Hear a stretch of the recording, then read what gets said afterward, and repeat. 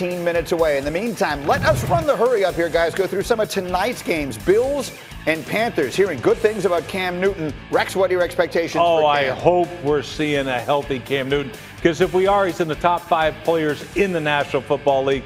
Last year, though, we saw probably one of the bottom 5 quarterbacks in the league. So I hope he's healthy for the league and for that Panther Nation. Yeah, that shoulder just wasn't right last year. I'm hearing very positive reports coming out of there. Next, let's run the hurry up to the Dolphins and the Bucs. We'll see tonight. Jordan Rodgers, who is going to wind up winning the Miami quarterback job? If you're Miami, it has to be Josh Rosen. Fitz is a great answer in a bind, but you need a quarterback for the future. You haven't had one you've been confident in years. Rosen is talented. He's had situations where he had a new ops coordinator every single year. Put some stability around him, move on with that chapter of the next, hopefully 3, 4, 5 years down the road, but it's got to start now. It's a really inexpensive option for them if they can great deal. Make this thing work here. And then finally, Bears and Giants tonight. We run the hurry up there. Rex, how impressed were you with your guy, Daniel Jones, in his debut? Daniel Jones, Ryan. Look, there was 2 people that love this guy, Gettleman and me. But now now every Giant fan's like, I knew that was the best pick ever. But by the way, Eli Manning is a phenomenal quarterback. I love Eli, Hall of Fame quarterback. It's a great situation for this young man to be in. But make no mistake, this kid is the future. When does the future begin, though? Let's stop down and talk about that one for just a minute, because you're right. We are professional overreactors in this industry and candidly in the entirety of the sports conversation today. So Daniel Jones was, in most people's view, again, Rex always loved him, the worst pick ever. Then he has one good drive against the Jets' backup defense, and all of a sudden now he's a superstar. When do you expect him to be given the ball and given the job with the Giants? Well, I think the guy will be a superstar. You know, I thought that when he came out. But in all fairness, when you look at this team did the exact thing. They had a Hall of Fame quarterback in Kurt Warner. Yep. And they were, I think they were 5-4 or something when they decided to bench Kurt Warner in favor of Eli Manning. By the way, he had like a 0 quarterback rating he was against terrible. myself and the Ravens. But could this happen again? I don't know. They want, obviously, to be in the mix, keep Eli in there the whole season, and then eventually go to this guy. We saw Kansas City, what they do with Pat Mahomes. Yes, he's the future and all that. They wrote out the whole season. They let Pat Mahomes play one game. And then, you know, they went from there. Right, yeah. Alex Smith started that year. Mahomes played only the meaningless last game of the season because they were locked into playoff position. Then they traded Alex Smith, and the rest is history. Patrick Mahomes is now a superstar. What do you want to see from Daniel Jones tonight? I want to see him build upon the accuracy and the poise that he showed. I don't think he should be week 1. I think they should allow Eli to play himself out of that situation, set the bar low for Daniel Jones, because I think he's very good at a lot of things, not great at anything. So continue to build off the poise and the confidence that he has. And the complicated thing for the Giants here, that they've lost a lot of players on defense. Their receivers are dropping like flies through camp, and they have one who's going to be suspended. So through no fault of his own, Eli may be in a difficult situation. Yeah, unfortunately. I mean, look, this guy deserves better than that. So to me, I would ride it out. Eli's a good quarterback, but this young guy, everybody's excited about. We'll see what happens at some point. And there's no question, Rex Ryan has taken a bow. He has loved Daniel Jones from the beginning. Now, I want to get your take on one other thing. One of the big storylines heading into this season for the Bears will be the play of now third-year quarterback Mitchell Trubisky. Yesterday, I had head coach Matt Nagy on, and he talked about what we can expect to see from Trubisky here in year 3. We always talk about touchdown to check down mentality, and sometimes as a quarterback, depending on where you come from and your past history, you're not always taught that. And I think last year for us getting used to this offense, that was a mentality that he did get used to. And we took some shots downfield, which was great. But he was also trying to learn that offense. Just having that library of plays last year is just really helping him, taking him into training camp now. And here we are into the preseason. And like I said, just being able to give him the keys to the car to do his thing and understand that, you know, when things get a little bit gray, use your athletic ability to make plays with your legs, and when not, and you need to make plays with your arms, go ahead and do it. So interesting phrases. Give him the keys to the car. A little more of a green light we talked about as well. Look, he finished 3rd in QBR last year. Did you realize that?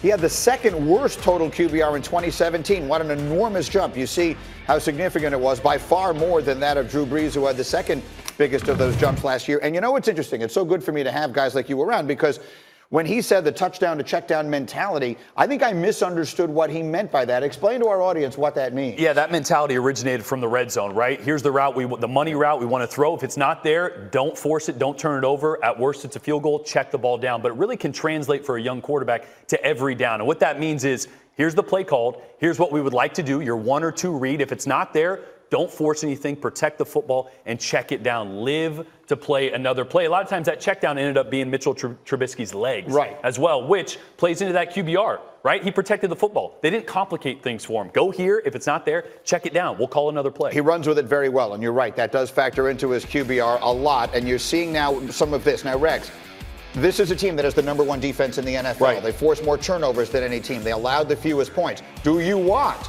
a little more juice out of your offense from Mitchell Trubisky when it was working the other way? No, it's great. Look, this is no different than when I had Sanchez. This kid's better, but it's the same thing. Here's your obvious throw. Here's where your check down is. If it's not there, use your legs. That's what this kid, he did. Now, they're talking about giving him more. Hey, here's your first read. Here's the second. Now here's your check down. Play like a veteran quarterback. We'll see if that's a good thing or not. Sometimes it can blow up on you. I've seen it. So I'm not so sure. But you're right, Greeny. It starts with this defense. Then you get into where, hey, you're hitting their #1 receiver. They have some weapons there. But then use the back. Cohen was phenomenal out of the backfield last year. So, we'll see where it takes us. They have a bunch of good backs. They have the best defense in the NFL. And in a third year of Mitchell Trubisky, the Bears are Rex, a good you put team. it a great way this morning. You said, with your quarterbacks like that, you had the yellow light on, right? The caution light. Go here or check down, control them. The green light's on for Trubisky. That can be a very good thing, or that can be a bad thing. But here's what Jordan asked me. He goes, well, what was the green light? I said, I don't know. We never got to it. They're getting there. We'll see how it plays out. That's when Rex Ryan is the head coach. He wants to win with defense. Matt Nagy is an offensive-minded coach. I think he may want to win it a little different way. It'll be interesting to see. The Bears are a very good team with a real shot to go a long way this year. Let's talk more football. Sam Ponder, pick it up from there. Will do, Greeny. The Browns and the Colts continue their joint practices this week in advance of their preseason game tomorrow. And as Dan Graziano would tell us, injuries to Andrew Luck and Odell Beckham Jr. have been at the center of attention. Colts quarterback Andrew Luck was back on the practice field on Thursday. Of course, he did not practice. He stood around in a baseball cap and watched his teammates practice while wearing the red non-contact jersey quarterbacks wear. Still no timetable for when Luck will be able to take the field and practice with his team, but all reports from his private throwing session Wednesday were positive, and the Colts remain hopeful that they might have him in time for Week 1. On the Browns side, star wide receiver Odell Beckham Jr. sat out again with the hip injury that is bothering him. Unlikely to play in Saturday's game, obviously, but Odell said the team has a plan for him. It's protecting him from himself, and he hinted that if this were a regular season game, he would be able to play. All right, good to know. Thanks, Dan. I'm actually just curious, Rex. This wasn't in the plan, but who do you think is better between those two teams, the Browns or the Colts? Assuming Andrew Luck plays and Odell's. Ooh, man, I like both those teams, but I like the Browns. I am so excited about this football team. And the reason for it is, look, everybody gets it. Odell Beckham. That's huge. That's huge to put him with Jarvis Landry and this young Baker Mayfield at quarterback and a stable of backs. Man, they got so many weapons, but I'm really excited about their defense. Yep. I think they're going to make a huge leap. Last year they struggled. They got takeaways, but their defense was ranked like 30th. But I'm telling you, Myles Garrett, don't be shocked if this player isn't the NFL's Defensive Player of the Year. He is that kind of talent, right up there with Aaron Donald. I'm just telling you. So the guy is a phenomenal player. I think he's going to do some great things. And they add Sheldon Richardson. We saw tape there.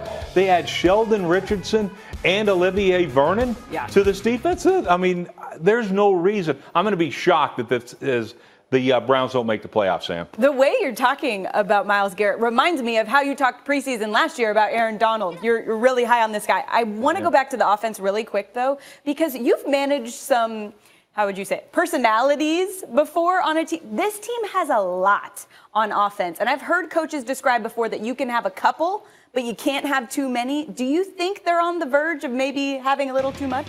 I don't think so. I mean, if this team's not successful, maybe that's what people are going to point to. But I look at it this way. The talent is going to be is absolutely terrific. Look, Jarvis Landry and Odell Beckham were like best friends in college, teammates, all that kind of stuff. They push each other. I expect the same thing out of them, here now, obviously on a bigger stage in the NFL. So that's going to be good. You got a quarterback that, quite honestly, he doesn't care. Yep. He's just happy. Hey, I got guys open. I'm going to throw it to them. They can chirp all they want. Baker's like, who cares? I'm the man. It's his team. Yep. Like, that's the beauty of it. Odell Beckham is a phenomenal player, yet this is Baker Mayfield's team. Yep. And he's got that swag. He can handle this. He's also, though, used to being the underdog. And now all eyes are on him. He's got all the pressure. It'll be really interesting to see how this team adjusts if things don't go well in September and October. You think they're a Super Bowl team? I put you on the spot there. No, heck no. Chargers. Oh, okay. Chargers. You know the Chargers. Go, baby. They're not a Super Bowl team, though. All right. Monday on Get Up, we have the latest on the Zeke Elliott saga in Dallas. We'll update you on Andrew Luck's injury. Plus, Jalen Hurts. What if his final chapter is greater than his first? All that and more on Get Up Monday. And coming up at the top of the hour, the Little League World Series continues on ESPN. Rhode Island facing Virginia at 10 Eastern on ESPN. All 8 American teams will play all day long on ESPN and the ESPN app. Check it out.